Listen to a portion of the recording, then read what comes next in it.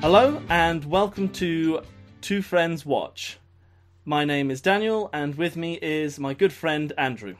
Hello, how are you all doing this fine evening? Presuming you're watching this or listening to this in the evening. It's an evening show. Yeah. Well, we're recording it in the evening and it is fine where I am. I don't know about where you are. It's nice. It's a bit chilly, but other than that, weather's nice. What about in Edinburgh, Andrew? Edinburgh? I don't know. I've closed the blinds because it's dark here because it's Scotland and it's always dark. Okay. So tonight's movie choice is my choice, and we have watched The Waterboy. And I'd like to stress this was your choice. This was my choice, and I'm so sorry, Andrew. I know you're used to the finer movies in life, but sometimes I just like to bring it down and try and find a bit of a gem in the rough. And this wasn't a gem. Not really by any stretch. See, this is why this show is called Two Friends Watch as opposed to Two Best Friends Watch. Oh, that's hurtful. That is quite hurtful. Carry on like this, Daniel, it's going to become Two Acquaintances Watch. And then Two Strangers Watch, and then Two Enemies Watch. Which, to be fair, having two people that hate each other watch a movie and then review it, that could be interesting. So, overall, Andrew, just to start us off, what did you think? Well, you know something? It actually wasn't nearly as painful as I thought it was going to be. You know, it was like, my entire experience of Adam Sandler movies is based on, like, half-remembered memories of the stuff we were sort of forced to sit through in high school, like on down periods. Yeah, it's... See, Adam Sandler, I quite like Adam Sandler, but for me, he's either really good or he's awful. I've never watched a movie and thought, it was alright. Like, in this movie, I thought he was really good. But, you know, in other movies, there's one where he ends up with an adopted child, and I just hate that movie. And Adam Sandler is the worst part of that movie. I'll take your word for it. Oh, just... But yeah, in this one, I thought he was the best part of the movie, which isn't perhaps a great compliment to both him or the movie. Well, yeah, after a fashion. I mean, say what you will about, you know, his choices of movie. He's actually capable of acting. He is, you know, he can act when he wants to. I quite like his earlier stuff, you know, his stuff he did when he was much younger.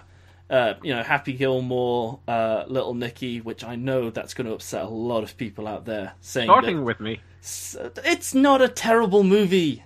Well, I wouldn't know. I walked out after 20 minutes. Oh, it's fine. It's just a slapstick, stupid movie with a silly story. Kind of like this, actually. Well, okay. I mean, this story is vulgar. Sexist? Yeah, sexist. Well, you see, that's sort of what surprised me, almost, because it actually wasn't as much of that as I thought it was going to be. It's actually kind of mild. There is still a lot, though. There is still a lot of latent racism and sexism, really. It's like these two standing out features which are terrible to be your standout features, is your sexism and racism. It's all fairly passive. It is. I mean... Yeah, I mean, some of it's good, some of it's bad, I guess. But the script was good, in a roundabout way. It was well written. Nothing was cheesy-ish. Okay, we'll get to that. Tell us what it's about, Daniel. It's about a simple young man who's about in his early 30s, and he lives in very southern America. Louisiana. Yep. That was probably not a Louisianan accent, but I apologize for that. And he's the water boy. He, you know, American college football. They need a water boy, and he is the water boy. And he takes his role very seriously. I mean, you see very early on, he is, like, he's got equipment, like almost borderline lab equipment. Yeah, he's very dedicated to his craft. Oh, very dedicated. And he's been doing this for most of his life. Yeah. And so basically he learns he has a great talent for tackling. And it stems from his anger, because he's a very bullied man. And I have to admit, throughout the movie, I felt very sorry for him. You know, all the way through, I was like, it's such a cheesy role, but I can't help it. He just start to nearly finish, he's just bullied. Yeah. And it's just it's kind of pitiful, actually. That is kind of the point, isn't it? Yeah, but, you know, you learn that he has a great talent, and he makes the most of it. And he's got somebody that he's in love with, and he has issues at home. And without spoiling it, it ends on a high point. Can we spoil the movie at this point? I think, so here we go. This is the official warning for anyone who's wanting to watch it. Probably. Spoiler warning. Yes, this is definitely the spoiler warning. Okay, they win the game. They win the game. Definitely, they win the game. Have we just blown your fucking mind? See, Andrew, actually, on a side note, I haven't decided whether this is an explicit podcast or not yet. Oh, well, that seems to have been decided fairly decisively then, hasn't it? Fair enough. But yes, he wins the football game. He is the town's hero because it's a big thing for them. He gets the girl, his mother, who is like a strong believer of keeping him sheltered and never letting him see anything in the world. She opens up her heart and realizes that he has to go out and share his gift and talents with the world. And, it ends on a really nice note. All the loose ends are tied up. Nothing feels crammed at the end. Everything just ties up quite nicely. And the high point for me is it has Henry Winkler in it. Yeah, Fonzie from Happy Days. I completely forgot about him in this movie until I saw him and I went, it's the Fonz. That's fantastic. It was just astonishingly badly cast. He looks like a deer in headlights throughout the whole film. I think that makes his role all the more better because his character seems to be pretend you're a deer in headlights throughout the whole movie. And he's pretty much got it to a T. Now, here's the thing that struck me about this movie. Do you watch it and get the impression that it was like a really toned down version of Carrie, but with Adam Sandler instead of Sissy Spacek? What, you mean like a comedy version of Carrie? Yeah, but with Adam Sandler instead of Sissy Spacek. I can see that. I can see where you're coming from with that. I mean, there's less crazy psychic powers and a lot less murder, which is always good, But the parallels are too great to ignore. I mean, his mother is even played by Kathy Bates, who, was a Stephen King villain in Misery. So, it's like, this had to have gone through somebody's mind during, the production stage. Yeah, that's... To be honest, I wouldn't be surprised if the scriptwriter had watched Carrie in the last week and some of that started to bleed through into the script. I mean, I have to admit, there were some high points, there were a lot of low points in this movie, but probably my favourite moment was, and it's such a hidden away kind of thing, was the professor, because Adam Sandler... Colonel Sanders. Yeah, Adam Sandler has to get a college education so he can compete in college football. And the professor is very blatantly Colonel Sanders. It really is, the KFC guy. It's so obvious right from the start. And he just gets the hell beaten out of him so much. Like 3 different points he ends up in terrible pain. And it's so funny and so sad. Well, that is one point I have to admit made me laugh. It's just one joke where it's like Henry Winkler just chucks a marble or something through a window. And it goes through the window and it just hits Colonel Sanders. He's not part of the scene. He's just sort of wandering around outside. I mean, he's just throwing this marble out of frustration when he's having a conversation. Yeah, I think it's like a paperweight thing, but yeah, it seems to be pretty big, and the camera the scene just cuts to basically Colonel Sanders walking down a path, and then whack off the side of the head, and he just falls straight over. It is fairly well comically timed, that one moment, yeah, and I did have to admit, I cracked a laugh at that one. But yeah, I think there's a few comically timed moments. That's the sort of thing that struck me about this film, is that, mostly of Adam Sandler's career, I just sort of have dim memories of Happy Gilmore and, what was it, Mr. Deeds? Yes, that one he did. I quite like Mr. Deeds. I thought that's alright. I didn't like Mr. Deeds at all. I mean, I do remember finding Happy Gilmore funny when I was like 13, but what kind of barometer is that? It's still funny. Okay, I do fairly well remember the golf scene where he's shooting balls out of his garden, and he takes out a window, the wife in the house, and the guy yelling down from the window, just with 3 successive shots 400 yards away. That was fairly funny. That was quite good. It was quite good. But I think the villain in this movie was quite good. What was his name? It was Coach Red, and it was played by Jerry Reed. I don't know who Jerry Reed was. I've not seen him, or I don't recognise him in anything else. But that coach, it's weird. He's sinister, but he never actually does anything overtly mean. Well, he does in Flashback. Okay, that's like the one part we've... But other than that, for the rest of the movie, he doesn't really do anything too horrible. You just get this sinister feeling all the way through the whole movie that he's just somebody you wouldn't want to cross. I mean, well, I think it's shown quite well. His team, which are these high-ups, really high-league college football team, they're all huge, massive, muscly men, and they seem a little scared of the man, who's not really that big or muscly. Yeah. And so they must have something threatening about him. It's a very gentle film in a lot of ways because, again, this guy doesn't really do anything particularly bad, and yet he's framed as this really diabolical arch-villain who's really unambiguously evil. And in many ways, it's a really simplistic film. Because, you know, it's like bad, good, framed in very stark terms. In fact, scratch what I just said, it's a fairly simple film in all ways. It is, actually. There's nothing... You know, you could quite easily open this movie in the middle and just watch the rest. You're not really missing anything at the start. You know, there's no like deep story that you need to get from start to finish to understand what's going on. It's just a very simple pick up and play movie.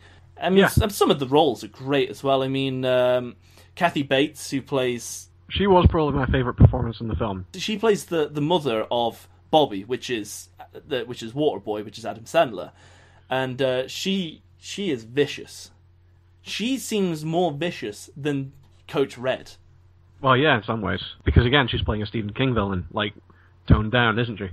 Yeah, I suppose that's true. Yeah, very sort of reminiscent of Carrie. But here's the thing that stuck out to me about this movie is that I was going in sort of expecting a lot of really scatological gags and a lot of really cringe comedy, you know. There is a bit of that in there, let's be honest. There is a little bit, but it's much more minimal than I thought it would be.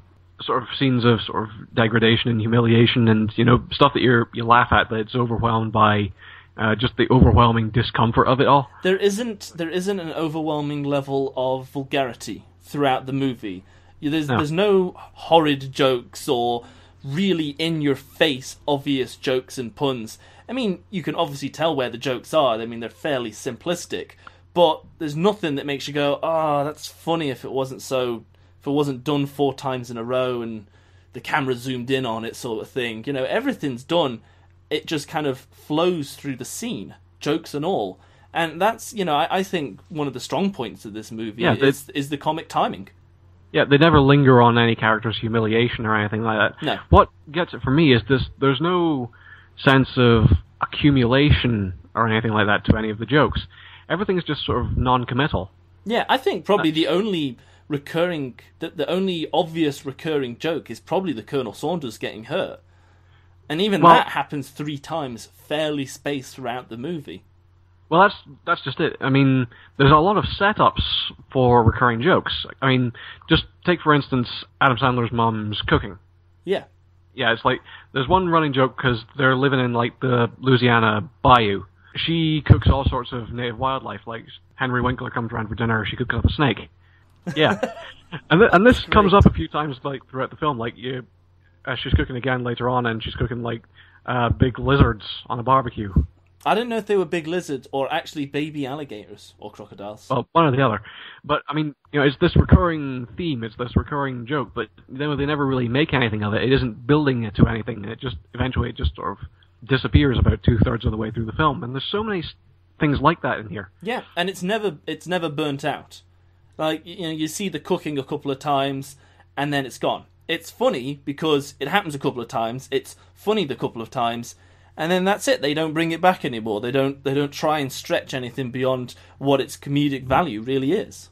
No, which is what I say. It's very gentle. It's very natural, and it never lingers on any one joke to the point where it becomes excruciating. But at the same time, it never commits to any jokes, and never sort of builds anything up over the course of its runtime. Like, another one is the mule they've got in their their living room, and there's a mule there, and there's a mule there, and it's funny that there's a mule there, I guess. Well, thing is though, I think with a movie like this, if they tried to keep recurring jokes, it would be bad. I think this movie isn't sophisticated enough to be able to include multiple recurring jokes throughout the whole thing. I think it would very quickly become sour. I think the amount of recurring jokes and the amount of times that they are repeated is enough for a movie like this. It doesn't need to be brought about multiple times. Once, twice, 3 times tops for any of the recurring jokes, and that's it. Move on. And I think this movie could quickly become stale if it tried to, put in the mule in weird scenes. I mean, the mule is a recurring joke. It's at the house. You see it again at the house, and then when Mama is ill, and she goes to hospital, Bobby actually decorates the hospital room like the house and includes the donkey.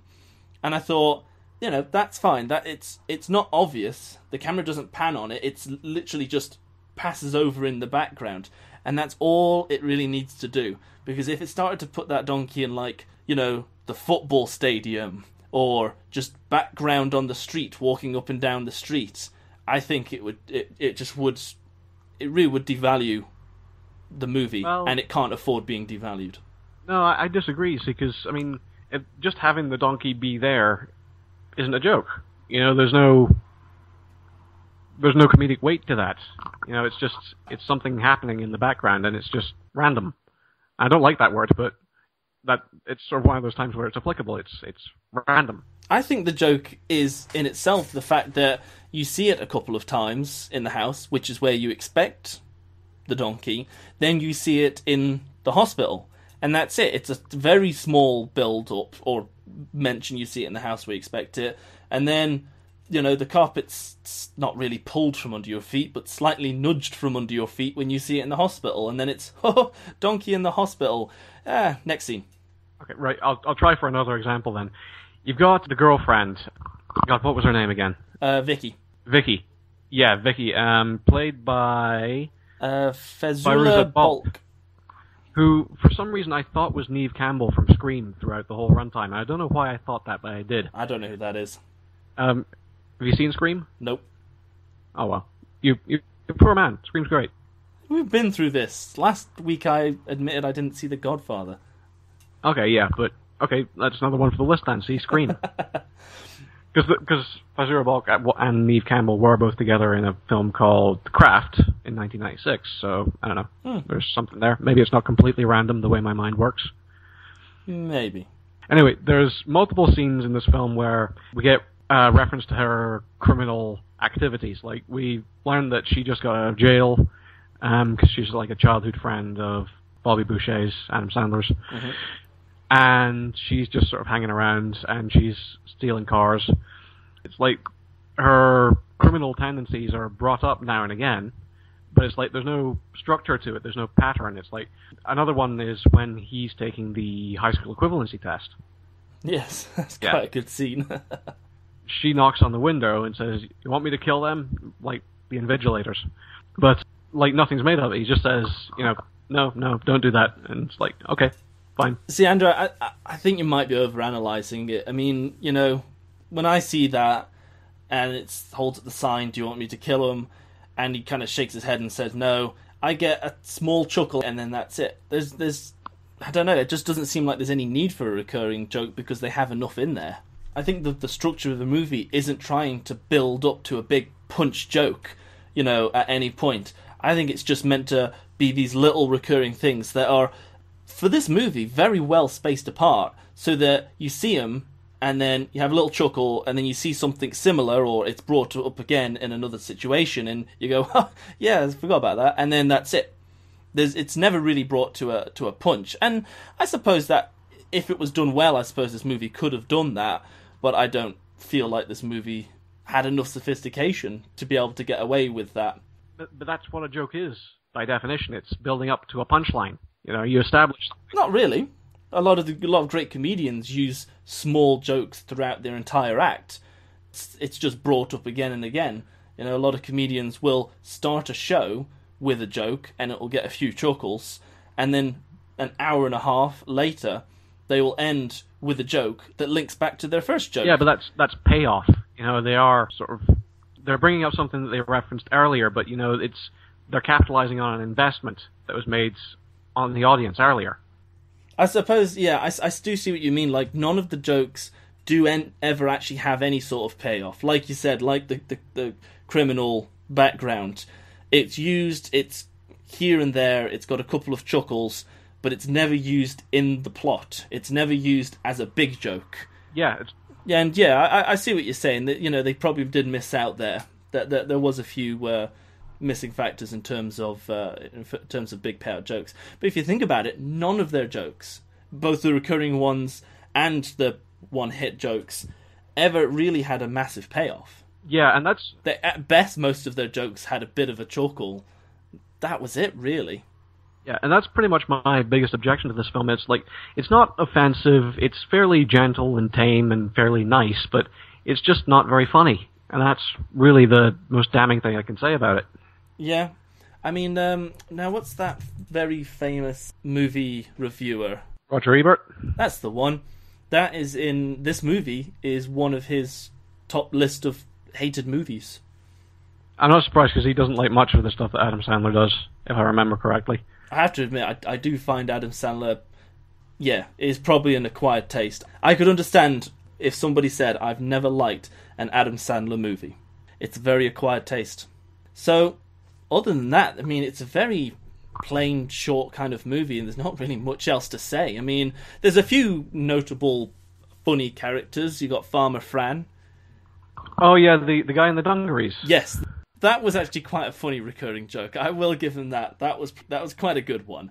Okay, yeah, I'll allow that. Just this guy this complete redneck who's sort of wandering around in loose dungarees with one shoulder hanging off, and no one can understand a word he says. He just makes a noise, and everyone just stunned silence. Oh, it's great. Well, I suppose the only other thing to talk about would be like Adam Sandler himself. I mean, his performance, which is, he seems to be going for some sort of weird Forrest Gump type. Yeah. And I suppose this movie came out only 4 years after Forrest Gump, and Forrest Gump made a lot of money, so I guess it was still fairly fresh in everybody's mind. This movie did make a lot of money. I mean, it's an estimated budget of $20 to $23 million, and the film grossed worldwide nearly $186 million worldwide. It must be doing something right. I mean, the critics kind of destroyed it. You know, Rotten Tomatoes gave it a 32. Metacritic gave it something quite low, like a 4 or a 3. 41%. You know, the critics... 6.0 on IMDb, so, you know, that's not damning. It's not great, a 6.0. I mean, if that's your highest... that it's damning if it's your highest. That's true. And that kind of is his highest rating, as a 6.0. But regardless of all that, it still made a huge profit, which... I don't know. I never quite understood that. I mean, if so many people, both critics and general public, disliked it, how did it make so much money? Well, I don't know. I think it's just one of those silent majority things. I mean, selection bias. I don't know. There's all sorts of ways statistics can lie to you. But, you know, Adam Sandler wouldn't still have a career if he wasn't consistently making money. Yeah, no, that's fair enough. It's quite funny. We're talking about Adam Sandler's role as an actor. So, throughout this movie, you know, in general, did you think he was a good actor or a bad actor? Well, to be honest, I thought his performance was probably, well, aside from maybe Kathy Bates, honestly, I thought his performance was probably the best in the film, aside from Kathy Bates. Yeah, you see, I would completely agree with you on that one, Andrew. Yeah. But I have just noticed that for his role, he was nominated for a Golden Raspberry Award for Worst Actor. Oh, well. There you go. And, well, there you go. I was thinking, but I didn't think it was so bad. But I guess that just makes me a broken person. Yeah, perhaps. But it pains me to admit this, but yeah, I kind of agree with you because, you know, leaving aside the sort of political correctness of the role, because, you know... Oh, wow, that's a can of worms I don't even want to get into. Well, yeah, because obviously the character he's playing, it's not exactly that he's developmentally retarded, just sort of really childlike and sort of simple-minded, a bit like Forrest Gump. Yeah, he's very Forrest Gump throughout the whole thing. I mean, I have to admit, and it's terrible, but I did think at one point, you've seen Tropic Thunder? Yes, I have. Remember the rule? Yeah. You're not allowed to go. Full retard. You're not allowed to go full retard. And there was a moment when I was watching, I was going, I think he went full. Kinda. I want to see Tropic Thunder again. That movie was great. That was also quite offensive, now I think about it. Well, Tropic Thunder was fantastic. Go on. It's quite funny on Tropic Thunder. I couldn't watch it first time I watched it. Really? I got about 20 minutes in, probably 20 minutes, half an hour, less than that, and I just turned it off. I can't watch this. It's just, I'm not in the mood or whatever. It's just, this movie is not appealing to me on any level. And then about 2 years later, probably longer than that, I watched it again. I don't know whether it was at someone's house, it might have been one of your movie nights or something. I think it was mine, actually. Yeah, and we watched it. I was like, that was quite good, actually. I don't know what I found wrong with it the first time, but I enjoyed it, actually, right at the end. But then again, you were able to sit through Little Nicky, and you don't like This Is Spinal Tap, so I don't know, I think you just... I didn't say I don't like Spinal Tap. I said I haven't managed to watch it yet. I've tried it multiple times, and it hasn't sold to me yet, but, maybe. We'll put it on a list of movies to review in the future. So until you get through Spinal Tap, you're just not allowed an opinion on comedy. That's a bit unfair. But, okay. I'm not going to lie, I kind of got fed up of editing last time. I mean, I did. I edited from start to finish, and even then there were several bits that I probably could have tidied up a bit more. But, yeah, I'm probably going to cut down on the editing even more, because it took a while. I was surprised how long it took to edit things. Like, it actually gives you an appreciation for podcasts. I listen to a couple of podcasts, and they talk about editing and how long it takes. And I think, how long can it take, really? It takes a while. Yeah. More than you think, yeah. I've tried my hand at that with videos before, and yes, it can take a while. But see, editing audio, I imagine, I'm quite sure, is much easier than editing video, because at the end of the day, both you and I, Andrew, have silent points that are quite frequent, so I can easily cut whole sections off and then just stitch things together, and you can't tell silence bleeds into silence. Easy. For a video, though, I imagine that would be so much harder. Well, yeah, I mean, you have to you'll see jump cuts around from one point of the video to another, and that can be very distracting. Anyway, bottom line is, ladies and gentlemen, we are still working on our format. Andrew, you might have had a look, but without looking, see if you can remember, do you know when the release date for this movie was? 1998. 1998. That's spot on. Very good. Pretty sure you read that. I had IMDb open in another tab, but I could have told you off in my head. I was going to say you're a terrible liar, but you just told me that you lied, so, yeah. You're terrible. Full stop. Although IMDb tells me that it came out in 1999 in the UK, so... Wiki says that it was brought out on the 6th of November. If it brought out in America on the 6th of November, 2 months later it's brought out in Britain, that is the next year, 1999. Yeah. Yeah. I was about right. You were about right, yeah. So Andrew, do you think you'd watch this again? No. Ever? Even 10 years' time, would you watch it again? No. No? Not unless I was doing a podcast on it with someone else. No, that's fair enough. That's fair enough. I would probably watch this again at some point. It would be years later, but I would watch it again. It again, like I said before, it's a simple, relaxed movie that you can just kind of put on, and you could even have it in the background and just watch the bits that you thought were funny.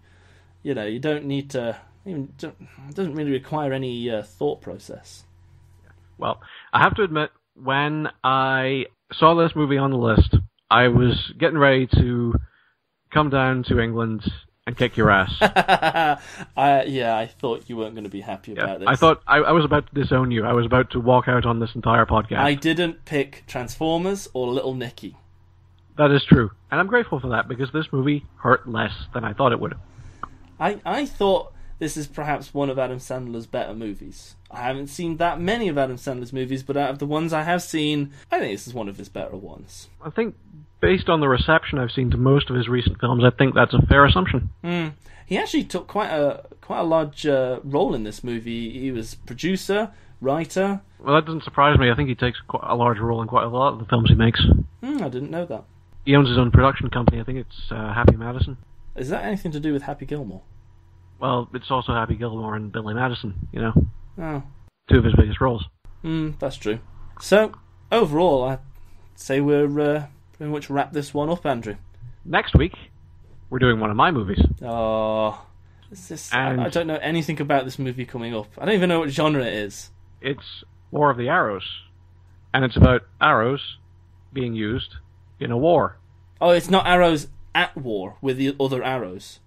No, not like the red arrows, not the... Jesus. No. People are firing arrows at other people. And throughout the entire war, they're only using arrows? Yes. I think so. I might have to watch it again before next week, but I don't recall anything other than arrows being used off the top of my head. So there's no close combat fighting, I presume, because if there is, it's going to be a bit silly with two people holding an arrow in each other hand, kind of throwing them at each other or trying to slash each other with an arrow. You're just going to have to watch it. I presume that would work, actually, but anyway. It's awesome. We're in for a treat. And then, then after that, it's perhaps... From what I've been told, although this movie was my choice, I've not seen it, but apparently it's one of the most depressing movies, is The Boy in the Striped Pajamas. Ah, yeah, this Boy in the Striped Pajamas. Yes. Nazism. I've heard great things about this movie, so I'm really looking forward to it, but apparently it's not something you want to watch if you're feeling a bit down, because it will just make your mood plummet. Aww. Yeah, so, well. So, if that's all from you, Andrew. That's all from me, Daniel. It is goodbye from myself until next week. And have a great week, everybody. Yep. Bye for now. See you later.